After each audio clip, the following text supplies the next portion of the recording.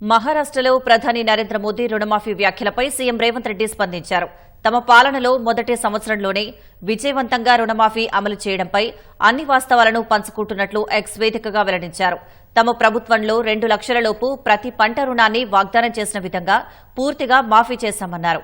తెలంగాణ రాష్ట్రం ఏర్పడిన తర్వాత అతిపెద్ద వ్యవసాయ రుణమాఫీ ఇదేనని, మొత్తం 22,22,067 మంది రైతులకు 17,869.22 కోట్లతో రుణమాఫీ చేశామన్నారు.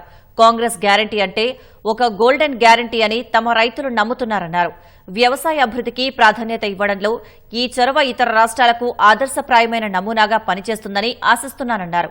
తెలంగాణలో రైతుల సంక్షేమాన్ని ప్రోత్సహించే ఈ ప్రయత్నంలో ప్రధానమంత్రిగా మీ పూర్తి సహకారం, మార్గదర్శకత్వాన్ని అభ్యర్థిస్తున్నట్లు సీఎం రేవంత్ రెడ్డి ఎక్స్ వేదికగా వెల్లడించారు.